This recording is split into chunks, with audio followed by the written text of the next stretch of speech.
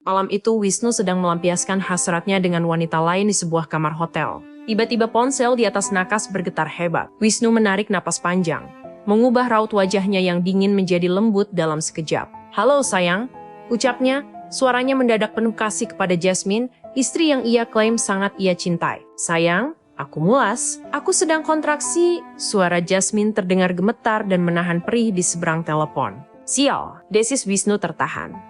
Jantungnya mencelos. "Ke rumah sakit sekarang sama sopir. Aku menyusul, aku segera ke sana." Dengan gerakan kalap, Wisnu menyambar pakaiannya. Ia berlari keluar, memacu mobilnya secepat kilat membelah jalanan malam, mengabaikan rasa bersalah yang mulai merayap di tengkuknya. Sesampainya di rumah sakit, bau karbol yang menyengat menyambutnya. Ia menemukan Jasmine sedang bertarung melawan gelombang rasa sakit yang hebat. Wajah istrinya pucat pasi, keringat dingin membanjiri pelipisnya. "Sakit?" perintih Jasmine sambil mencengkram erat pinggiran berangkar, hingga buku-buku jarinya memutih. Wisnu segera menyambar tangan istrinya, menggenggamnya kuat seolah takut Jasmine akan hanyut di bawah rasa sakit itu. Ia mengusap keringat di dahi istrinya dengan jemari yang gemetar. "Maafkan aku, sayang, aku telat. Maafkan aku," bisiknya, kali ini dengan ketulusan yang menyayat. "Gak apa-apa, Mas." Jasmine memaksakan senyum di tengah ringisannya. Air mata menetes dari sudut matanya, jatuh membasahi bantal. "Tahan ya, sayang. Kamu kuat," ucap Wisnu.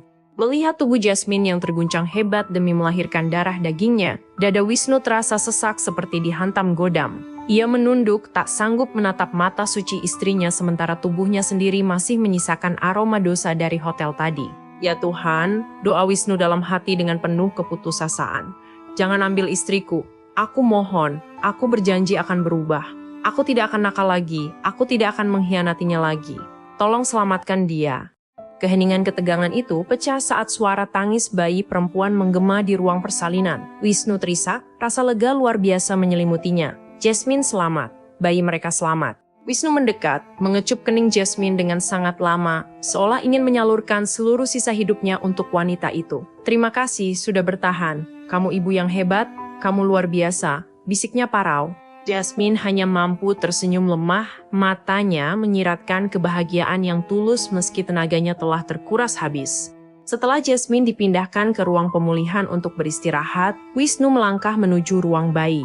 Di balik kaca transparan, ia menatap putri kecilnya yang mungil. Di sana, di depan jiwa yang murni itu, Wisnu berjanji bahwa pria brengsek yang menghamburkan uang di kamar hotel tadi telah mati, digantikan oleh seorang ayah yang akan menjaga kesetiaannya sampai mati. "Selina Kanarawiratama, itu nama bayi kita, sayang," bisik Wisnu lembut. Malam itu, ia menimang Selina dalam dekapannya, menatap wajah mungil yang sangat mirip dengan istrinya. Jasmine terbaring di atas ranjang rumah sakit. Wajahnya sepucat kertas, namun seulas senyum lemah terukir saat melihat betapa tulus Wisnu menyayangi buah hati mereka. Hatinya merasa damai meski tubuhnya terasa kian merapuh. "Sayang," panggil Jasmine lirih, nyaris tak terdengar. "Apa sayang?" saut Wisnu tanpa mengalihkan pandangan dari Selina yang tertidur lelap. Senyumnya masih mengembang. "Jika aku tak sanggup lagi bertahan hidup, tolong, jangan pernah benci Selina," ucap Jasmine pelan. Namun kata-katanya menghantam udara seperti petir. Seketika senyum di wajah Wisnu sirna. Ia menoleh cepat ke arah istrinya dengan tatapan tak percaya. "Kamu bicara apa sayang? Jangan mengada-ada. Aku sudah tidak kuat." "Dadaku sesak Mas. Sakit sekali." Jasmine bicara dengan napas yang mulai putus-putus. Setiap kata tampak membutuhkan tenaga besar. "Jangan bicara begitu. Kita akan hidup sampai tua. Kita akan besarkan Selina bersama-sama.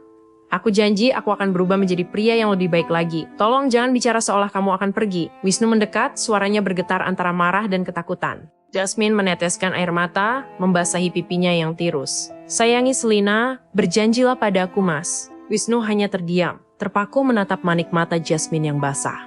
"Cari wanita yang benar-benar menyayanginya ya. Jangan hanya menuruti egomu. Cari wanita yang berhati baik untuk menjaganya," lanjut Jasmine, seolah sedang mendiktekan wasiat terakhir. "Gak sayang, berhenti bicara seperti itu." Wisnu meletakkan Selina dengan terburu-buru ke dalam box bayi, lalu menyambar tangan Jasmine dan menggenggamnya erat. "Aku gak mau dengar lagi." "Aku sakit Mas, sudah lama sekali aku menahannya," bisik Jasmine jujur. "Sakit apa? Sejak kapan?" Wisnu mendesak, suaranya parau. Jasmine membungkam mulutnya. Ia tak ingin Wisnu tahu bahwa kehamilan ini sebenarnya mempertaruhkan nyawanya sejak awal. Ia takut Wisnu akan menyalahkan Selina jika tahu bahwa janin itu yang membuat kondisi tubuhnya merosot tajam. Sudah lama, hanya itu yang keluar dari bibirnya. Kita akan berobat. Kamu pasti sembuh, sayang. Pasti.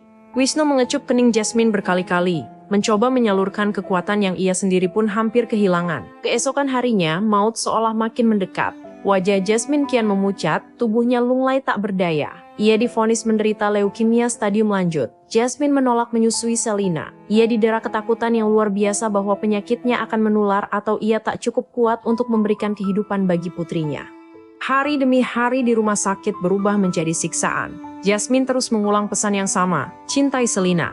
Namun Wisnu selalu bungkam. Ia enggan berjanji, seolah dengan tidak berjanji, ia bisa menunda kepergian istrinya. Hingga malam kelam itu tiba, Jasmine mengembuskan napas terakhirnya tepat di dalam dekapan Wisnu. Pelukan yang seharusnya hangat itu mendadak terasa dingin.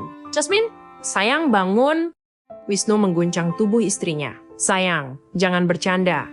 Bangun, teriaknya penuh emosi. Air mata yang sejak tadi ditahannya tumpah tak terbendung. Ia tak siap, ia tak terima istrinya direnggut secepat ini. Layar monitor menunjukkan garis lurus yang statis. Suara denging panjang itu seolah menjadi lonceng kematian yang memekakan telinga. Istri Anda sudah tidak ada, Pak. Ucap dokter pelan, menundukkan kepala dengan wajah penuh penyesalan. Dunia Wisnu runtuh. Ia terdiam 1000 bahasa, menatap tubuh kaku wanita yang paling ia cintai. Meski hidupnya brengsek, Jasmine adalah satu-satunya pelabuhan tempat ia pulang. Kini, pelabuhan itu telah hancur. Ia menoleh ke arah boks bayi, tempat Selina menggeliat pelan. Bukannya rasa cinta yang muncul, justru sebongkah kebencian mulai mengeras di hatinya. Ini semua gara-gara kamu, Selina.